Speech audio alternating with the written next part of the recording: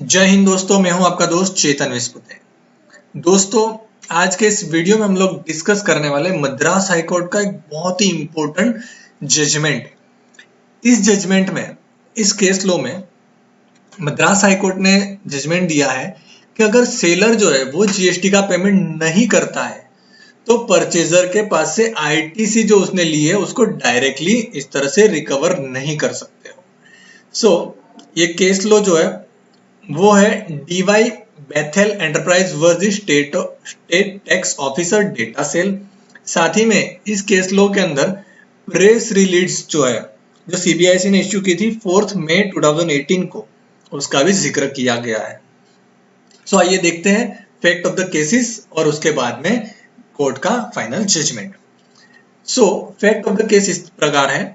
D Y बेथल enterprise जो कि purchaser है, उनका रो रबर बिजनेस शीट का बिजनेस है और वो चार्ल्स एंड हिज वाइफ शांति इनके पास से परचेज करते हैं। तो चार्ल्स एंड हिज वाइफ शांति जो है वो सेलर है, डीवाई बेथल एंटरप्राइज परचेजर है। और ये चार्ल्स और उनकी वाइफ जो है वो सेम असेसमेंट सर्कल में, यानी कि जो ज्यूरिडिक्शन है वहां पर रजिस्टर है जहां पर परचेजर रजिस्टर्ड है। अब इस केस में क्या हुआ, इन्होंने सेलर के पास से परचेज किया था और इन्होंने जो पेमेंट करना चाहिए वो पेमेंट भी कर दिया था और जीएसटी की अमाउंट भी पे कर दी थी थ्रू बैंकिंग चैनल। लेकिन हुआ यूं, ये सेलर जो है इन्होंने उनका टैक्स जो है वो पे नहीं किया। इसलिए डिपार्टमेंट ने क्या किया, विदाउट इन्वॉल्विंग चार्ल्स यानी कि सेलर को इन्वॉल्व किए बिना ही ऑर्डर पास कर दिया कि जो लायबिलिटी जो है वो आपने आईटीसी जो ली है, यूज की है, उससे आपको पे करना पड़ेगा पूरी की पूरी लायबिलिटी, और इनको इन्वॉल्व ही नहीं किया। अब केस गया हाई कोर्ट में। हाई कोर्ट में सबसे पहले जो एडवोकेट है पिटिशनर मीन्स हमारे जो परचेजर है, उनके एडवोकेट ने क्या कहा कि देखिए सर, मद्रास हाईकोर्ट का ऑलरेडी एक जजमेंट आ चुका था 2013 में, Vinayaga agencies versus assistant commissioner city Vadapalani. इस केस लो में क्या कहा था, it was held that the authority does not have the jurisdiction to reverse the input tax credit already availed by the assessee on the ground that the selling dealer has not paid the tax। तो ये case law में ऐसा था कि अगर purchaser ने ITC use कर ली है तो ऑथोरिटी यानी कि जो रेवेन्यू डिपार्टमेंट है उनके पास राइट नहीं है कि वो आईटीसी रिवर्स करवाए अगर सेलर ने टैक्स पे नहीं किया है तो। लेकिन इसके अगेंस्ट में कोर्ट ने ये कहा that the previous tax regime may not be straight away applicable to the current tax regime, क्योंकि ये जो केस लो था वो 2013 का था, प्री जीएसटी रिजीम का था। इसलिए वहां की कुछ कंडीशन अलग हो सकती है, फैक्ट अलग हो सकते हैं, केस अलग हो सकता है, इसलिए उसे स्ट्रेट फॉरवर्डली हम जीएसटी के रिजीम में एप्लीकेबल नहीं कर सकते। फिर पिटिशनर के एडवोकेट यानी कि परचेजर के एडवोकेट ने एक प्रेस रिलीज है 4 मई 2018 की, उसका रेफरेंस दिया और कहा कि इस प्रेस रिलीज के 4th नंबर के पॉइंट में था, there shall not be any automatic reversal of input tax credit from buyer on non payment of tax by the seller. एकदम क्लियर वर्ड में लिखा हुआ है, in case of default in payment of tax by the seller recovery shall be made from the seller, however reversal of credit from buyer shall also be an option. देखिए लिखा है also be an option available with the revenue authorities to address exceptional situation like missing dealer, closure of business by the seller or supplier not having adequate assets etc। तो एकदम clear कहा है कि अगर seller tax पे नहीं करता है तो सेलर के पास से रिकवरी करनी है, ना कि परचेजर के पास से रिकवरी करनी है। लेकिन गवर्नमेंट के पास यानी कि डिपार्टमेंट के पास एक ऑप्शन है कि वो परचेजर के पास से भी रिकवरी कर पाए। लेकिन कौन से एक्सेप्शनल केसेस में, जहां पे जो डीलर है, सेलर जो है वो मिसिंग है, मिल नहीं रहा है, या सेलर का बिजनेस क्लोज हो चुका है, या सेलर के पास एडुकेट असेट नहीं है, उस केस में परचेजर को आईटीसी रिवर्स करनी पड़ेगी, क्योंकि ये ऐसे केसेस हो सकते हैं जहां पर फेक आईटीसी यूटिलाइज की गई हो सकती है। लेकिन इसके अलावा एक्सेप्शनल केसेस के अलावा नॉर्मल सिचुएशन में बायर के पास से ऑटोमेटिक आईटीसी रिवर्स नहीं करवानी है। फिर उसके बाद कोर्ट ने सेक्शन 16 सबसेक्शन 1 और 2 जो है सीजीएसटी एक्ट और रिस्पेक्टिव उनके जो स्टेट है, तमिलनाडु टैक्स जो है एक्ट है, तमिलनाडु का जीएसटी का जो एक्ट है, उसकी जो सेक्शन को एनालाइज किया और कहा कि सेक्शन तो ये कहती है कि भाई आपको क्रेडिट तब मिलेगी जब एक्चुअल रिसिप्ट हुई होगी गुड्स की, और वो गुड्स के ऊपर जो टैक्स बन रहा होगा वो गवर्नमेंट को पे किया गया होगा आइदर इन कैश और through utilisation of input tax credit.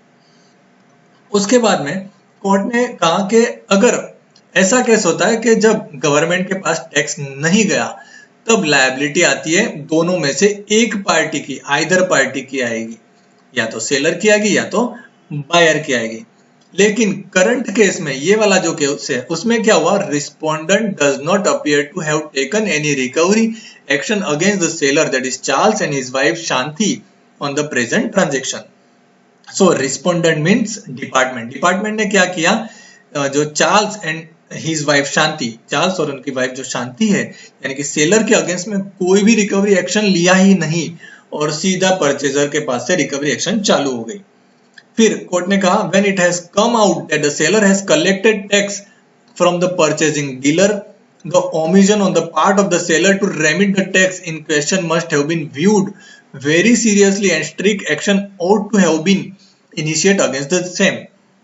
जब ये फिक्स हो जाए कि सेलर को पैसा दे दिया गया है, कंफर्म हो जाए, एविडेंस मिल जाए, तो यहाँ पर सेलर के अगेंस्ट में स्ट्रिक्ट एक्शन होना चाहिए और ये इस चीज को स्ट्रिक्टली फॉलो किया जाना चाहिए कि भाई सेलर ने क्यों नहीं किया। सो परचेज जो रिकवरी प्रोसीडिंग है पहले सेलर के अगेंस्ट में होनी चाहिए। फिर आगे क्या कहा, that a part in the inquiry in question the Charles and his wife ought to have been examined। सो चार्ल्स और उनकी वाइफ को एग्जामिन करना चाहिए था डिपार्टमेंट ने, उनको तो छोड़ ही दिया और सीधा परचेजर को पकड़ लिया। फिर है this is all more necessary because respondent has taken a stand that the petitioner have not even received the goods and had availed input tax credit on the strength of the generated invoice। अब यहाँ पे Charles और उनकी wife का जो witness के तौर पर एग्जामिन करना इतना जरूरी था, बहुत ज्यादा जरूरी था। उसका रीजन है क्योंकि रिस्पोंडेंट यानी कि जो अपना डिपार्टमेंट उन्होंने स्टैंड लेके रखा था कि इन्होंने जो आईटीसी लिए उसके अगेंस्ट में उनको कोई गुड्स नहीं मिला है, सिर्फ इनवॉइस यानी कि फेक इनवॉइस जनरेट करके रखा है। क्योंकि स्टैंड में देखिए यहाँ पे क्लियर वर्ड में लिखा है have not even receive the goods and had avail ITC on the basis of the invoice. So department का कहना था सेक्शन 16 का वायोलेशन यहाँ पर परचेजर ने किया है।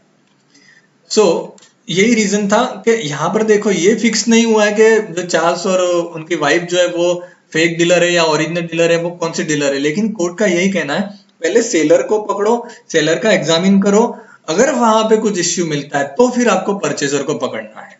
हो सकता है फेक इनवॉइस भी हो, लेकिन without examine the seller and without initiating any recovery proceeding against the seller, ये जो प्रोसीडिंग है, ऑर्डर है, वो रॉन्ग हो जाएगा। इसलिए फिर कोर्ट ने कहा कि ये केस में जो डिपार्टमेंट था उन्होंने क्या किया कि भाई सप्लायर के अगेंस्ट में विटनेस के तौर पर उन्हें लिया ही नहीं, और दूसरा रिकवरी प्रोसीडिंग भी उनके अगेंस्ट में स्टार्ट नहीं किया। इसलिए ये जो ऑर्डर है ये अकॉर्डेंस टू लॉ नहीं है। सो ये बहुत ही इंपॉर्टेंट जजमेंट है, लेकिन ये हाई कोर्ट का जजमेंट है। हम विश करते हैं कि ये इस तरह का कोई जजमेंट सुप्रीम कोर्ट की तरफ से भी आए, ताकि जेन्युइनली जो लोगों को डिफिकल्टी हो रही है वो नहीं होना चाहिए। अब बिल टू बिल मैचिंग का कंसेप्ट धीरे धीरे स्टार्ट हो रहा है। हो सकता है कोरोना की वजह से यहाँ पर अभी डिपार्टमेंट थोड़ा लेट हो सकता है, क्योंकि ये जो नया फैसिलिटीज आया है, IIF है, फिर वहां पे देखिए 2A 2B इन सब का कंसेप्ट जो है वो हमारा पुराना कंसेप्ट GSTR 1 2 और 3 उसी की लाइन में जाता हुआ नजर आ रहा है। एनीवे, वो तो वक्त ही बताएगा कि क्या सिचुएशन आएगी, GSTR 1 2 3 या फिर से आएगा या नए रिटर्न से भी आ जाएंगे। Anyway, thank you for watching, मिलते हैं अगले वीडियो में। जय हिंद, जय भारत।